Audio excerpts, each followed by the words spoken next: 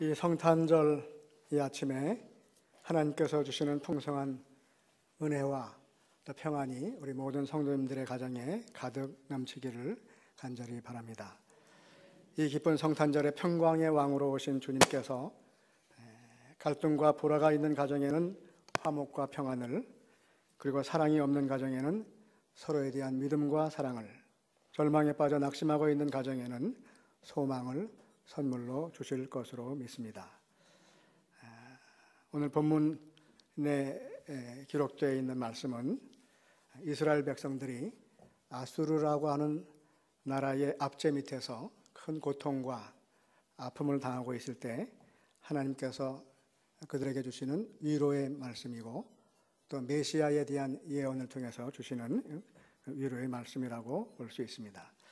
하나님께서 아수르로 인해서 절망 속에 살아가고 있는 이스라엘 백성들에게 이제 빛을 비추심으로 사망의 그늘에 거하며 살아가던 이스라엘 백성들이 다시금 소망을 가질 수 있게 하시겠다고 말씀을 하시고, 또 이제까지 모든 억압 속에서 고통과 신음 속에 살던 이스라엘 백성들을 다시 창성하게 하시고 그 백성들이 기쁨을 경험하게 하실 것이라고 하는 말씀을 주시고 있습니다.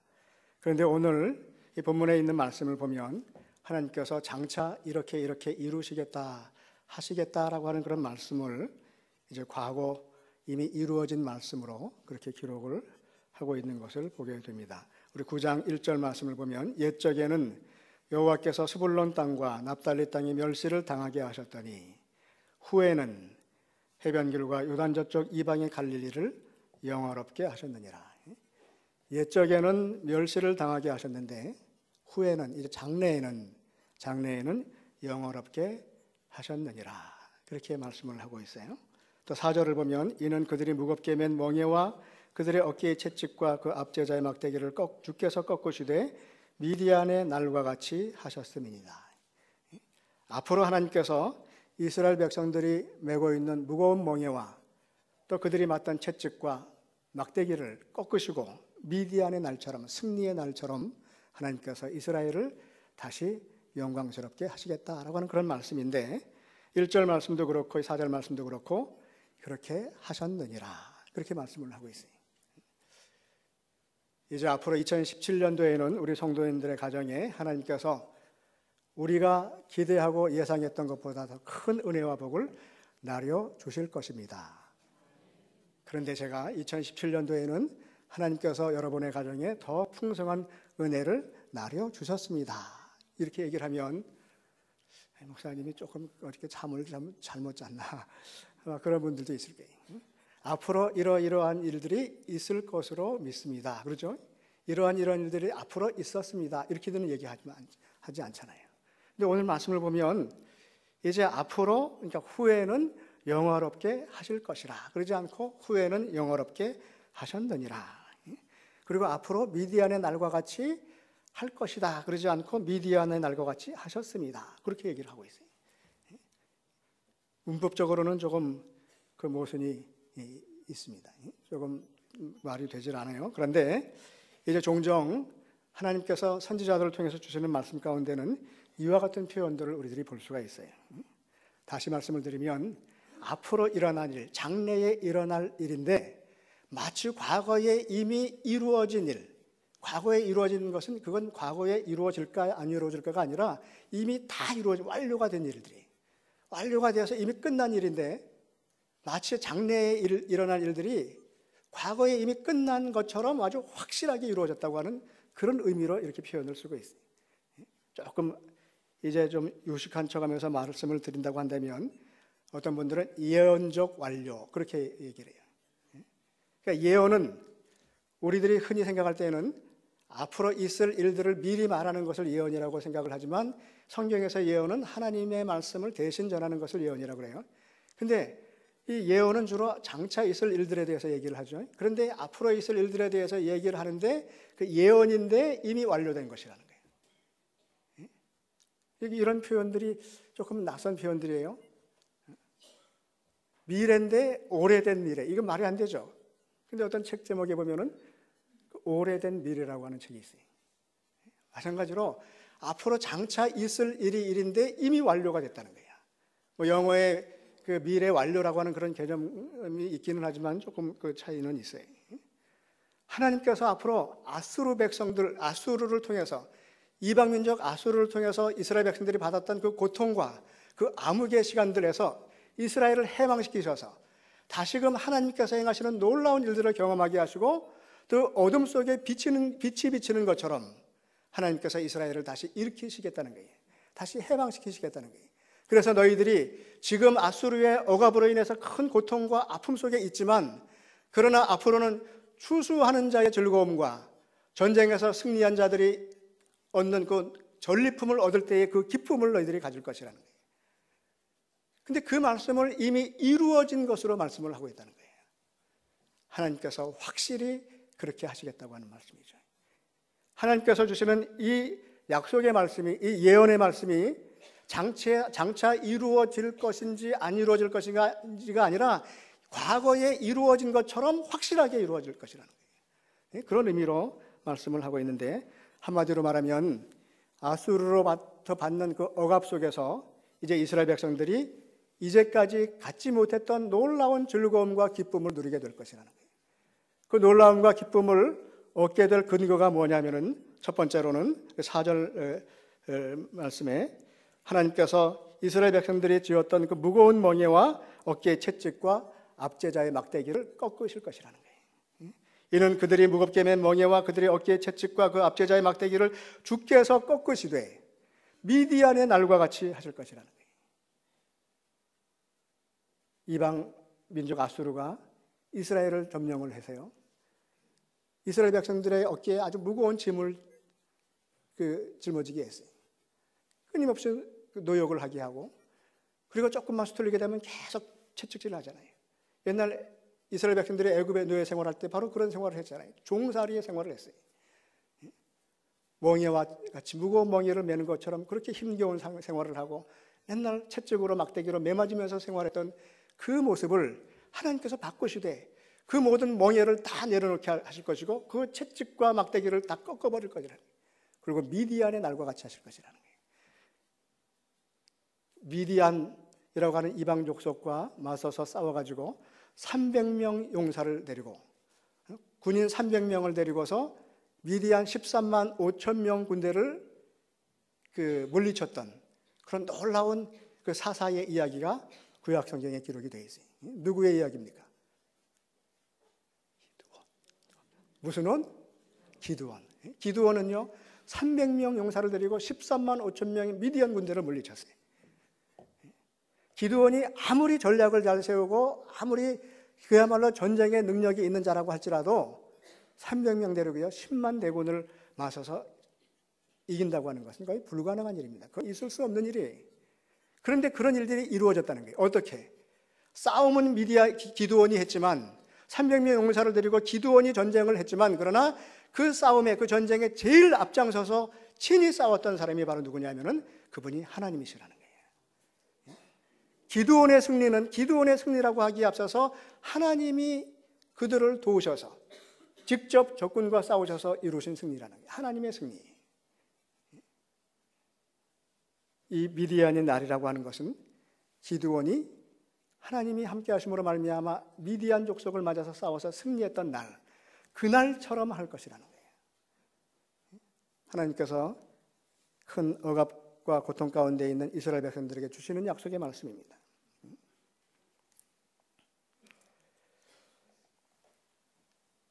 우리 인생에 많은 어려움들이 있고 우리들이 감당하기 힘든 일들이 있습니다. 아주 답답하고 어떨 때는 절망스러운 일들이 있어요. 내 힘으로는 어떻게 할 수 없는 일들, 나 혼자서는 할 수 없는 일이지만 하나님께서 그 일을 친히 기드온과 함께 하셔서 앞장서서 미디안을 물리치셨던 것처럼 하나님께서 내가 감당할 수 없는 일들을 친히 하나님께서 도우신다고 하는 말씀입니다. 그렇기 때문에 우리들은 절망할 수밖에 없는 그 상황 속에서도 절망하지 않을 수 있게 되는 것입니다. 어둠 가운데 있는 백성들이 또 기뻐하고 즐거워할 수 있었던 두 번째 이유는 전쟁에 참여해서 죽은 군인들의 군화와 피로 덮인 그 의복들이 다 불타 없어져서 다시는 전쟁으로 인해서 널브러진 군화와 피 묻은 옷들이 다시는 생겨나지 않을 것이라고 하는 말씀을 하나님께서 하시고 있습니다. 5절에 보면 어지러이 싸우는 군인들의 신과 피 묻은 겉옷이 불에 섭같이 사라질 것이라. 다시 말하면 하나님께서 이제 전쟁을 멈추게 하실 것이라고 하는 말씀입니다. 더 이상 이제 죽은 사람들의 군화나 피로 물든 의복들을 보지 않아도 될 날이 오게 될 것이라고 하는 말씀입니다. 하나님의 평화가 이루어질 것이라고 하는 말씀입니다. 이사야는 훗날 하나님께서 이루실 평화에 대해서 이사야서 2장 4절 말씀에 이렇게 기록을 했습니다. 그가 열방 사이에 판단하시며 많은 백성을 판결하시리니 무리가 그들의 칼을 쳐서 보습을 만들고 그들의 창을 쳐서 낫을 만들 것이며 이 나라와 저 나라가 다시는 칼을 들고 서로 치지 아니하며 다시는 전쟁을 연습하지 아니할 것이라. 이제 우리가 사는 이 땅에도 하나님께서 다시는 전쟁을 연습하는 일이 없도록 하나님께서 인도해 주실 것입니다. 이 땅에도 더 이상 군비를 징역하지 않아도 되고 어른과 아이들이 남쪽과 북쪽을 자유롭게 여행하고 남쪽의 교회와 북쪽의 교회가 서로 오가며 예배를 드리는 그 놀라운 날들이 틀림없이 있을 수 있다고 하는 것입니다.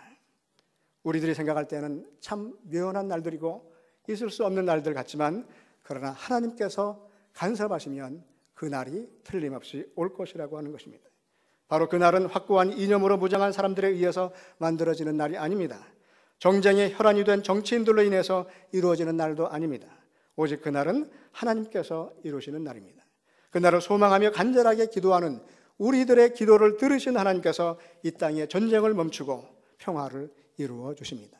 다시는 남과 북이 서로 전쟁을 연습하는 일이 없도록 하나님께서 간섭하실 것입니다.